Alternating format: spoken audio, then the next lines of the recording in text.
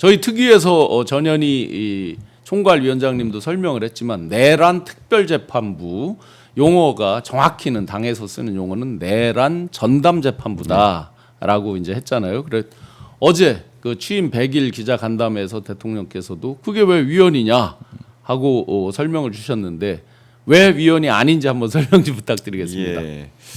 그 우선은 우리나라는 이제 사법권, 재판권이죠. 이게 법원에 있게 헌법에 되어 있습니다. 네. 그랬기 때문에 내란 특별재판부를 만약에 뭐 행정부 산하에 두겠다. 네. 이런 식으로 법을 만든다면 그것은 위헌이에요. 네. 그렇지만 이제 우리가 일반적으로 지금 얘기가 되고 있는 특별재판부 아니면 내란 전담재판부는 법원 안에 두는 겁니다. 그러니까 법원에 지금 현재 있는 법관들을 거기로 배치를 해서 하는 그렇죠. 재판인 거죠. 지금 직위원 재판부가 제일 문제되고 있는 거이 무엇이냐?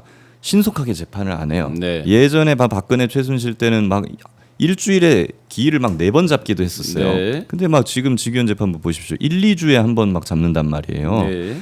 굉장히 느리게 재판하고 있고 그리고 여기가 이것만 사건만 하느냐? 아니에요.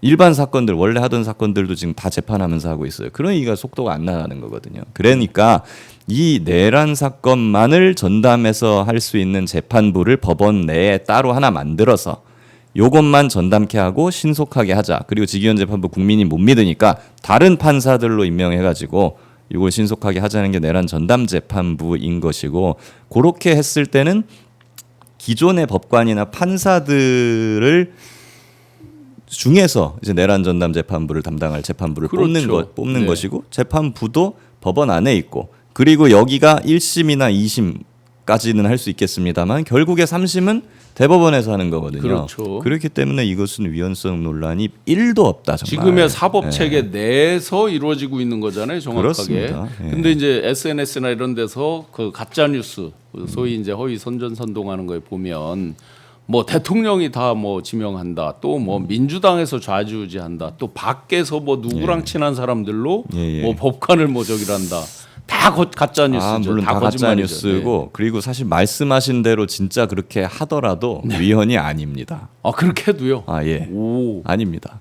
어. 근데 그렇게 안 하겠다는 거거든요. 민주당은 아, 불필요한 논란을 낳지 않기 그렇게 위해서. 해도 위헌이 아니라는 뜻은 예를 들어 밖에 변호사였는데 판사로 채용을 하고 그분을 배치를 했다. 심지어는 그냥 있을 수 밖에서 있는 변호사 거죠. 내려와서 재판장 시켜도 위헌이 아닌 거고요. 판사로 보임을 하고 거기다 이제 보직을 그렇죠. 예. 심지어는 제가 변호사 자격이 없는 사람, 네. 예를 들어 신용한 교수님을 재판장으로 임명해도 가능한가요?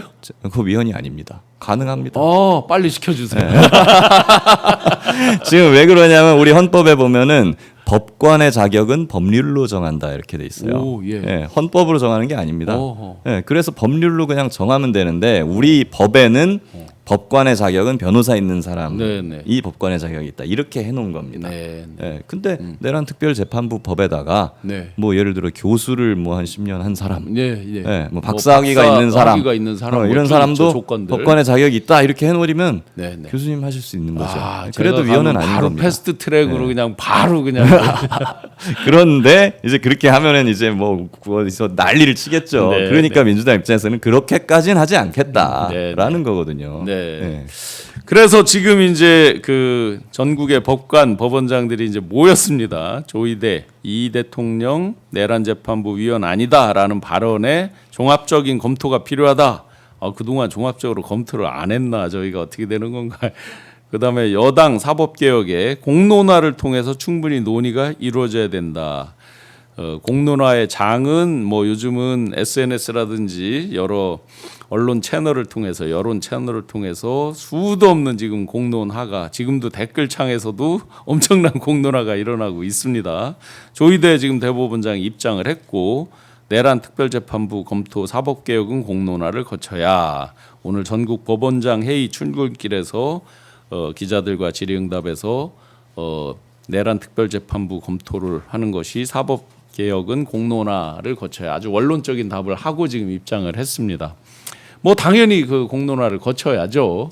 뭐 그런데 그 공론화의 형식이라는 게 그동안 뭐 안 한 건 아니죠. 사실은 수도 없는 공론화의 과정이 있고 우선 이런 부분이 제가 아쉬워요. 뭐냐면 왜 지금 사법개혁에 대한 원칙론적 이런 논란, 논쟁이 일어나는 거에 대해서는 사법부가 한 번쯤은 유감 표명이든 사과든 해야 된다라고 보여지거든요. 한 번도 그런 게 없어요. 맞습니다. 12.3 계엄 때도 그랬고 네네. 심지어는 자기들 서부지법이 침탈당해서 다 박살날 때도 자기들이 박살나는 네, 건데. 그때도 네. 그랬고 대법원장이 입 한 번 뻥끗한 적이 없어요. 네네. 예. 그래놓고 야당 대표 한참 대선 진행 중에 야당 대표에 대한 그 재판을 막 9일 며칠 만에 만에. 잡아가지고 뭐 파기환송시켜 버려서 읽어보지도 않고. 정파성을 그냥 확 드러내버린 네네. 이런 자들을 근데 이거 어떻게 믿고 사법개혁의 한 축을 그자들한테 자리를 내줄 수가 있겠습니까? 네. 공론화 거쳐야 되는 것은 당연히 맞습니다만은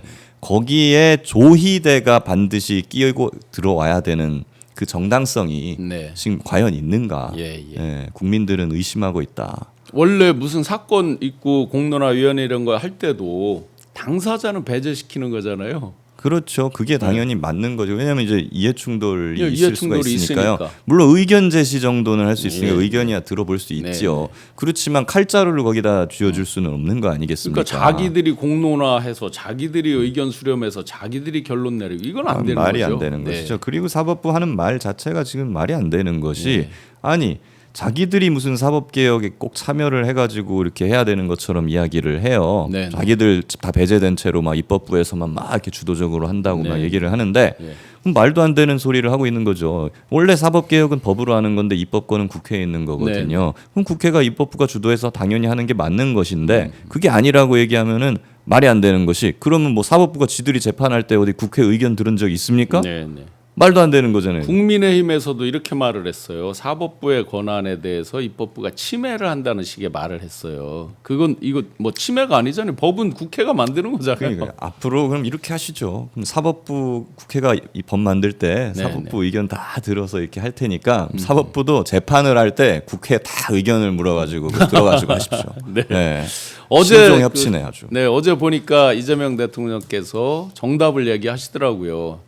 직접적으로 위임된 권한, 국민으로부터 국민 주권에서 국민이 직접 위임한 선출된 권력, 국회죠, 그죠? 거기서 간접적으로 위임된 권한, 이제 법을 만들어서 그 법을 통해서 임명된 사람들, 그 간접적인 권력이죠. 사법부 그렇습니다. 같은데 행정부도 마찬가지고. 국민연금 내는 사람이랑 공무원연금 내는 사람. 그렇게 합니다. 대별되겠네요. 네, 국회의원, 국회의장, 대통령은 국민연금 냅니다. 네, 네. 근데 대법원장은 임명직이기 때문에 네. 공무원연금 냅니다. 그러네요. 그 차이가 확실히 있네. 그래서 지금 이제 자꾸 뭐 공론화 하면서 그 이거는 제가 보기에는 이게 제 느낌입니다만 시간 끌기 아닌가요 이게?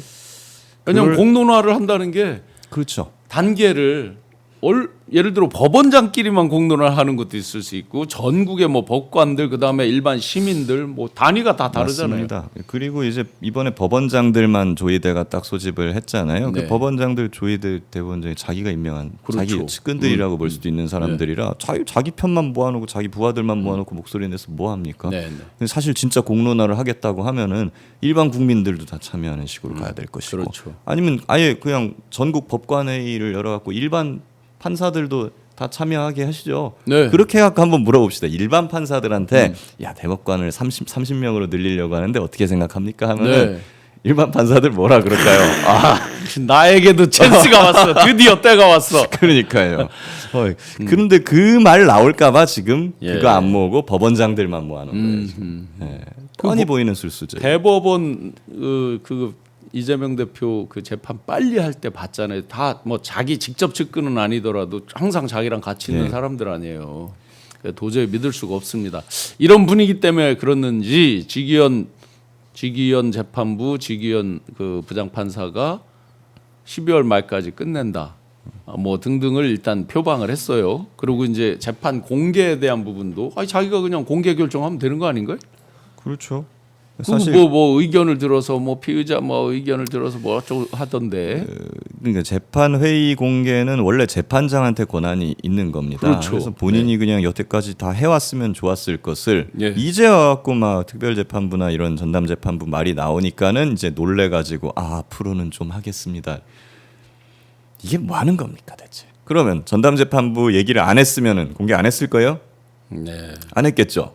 안 했겠죠 당연히. 그 지금까지 사실은 우리가 이게 비공개가 많다 보니까 노상원 이런 사람들이 어떤 거를 진술하고 어떤 변론을 펼치고 있는지 이런 게 거의 밖으로 알려진 게 별로 없어요. 그렇죠. 생각보다. 예, 예.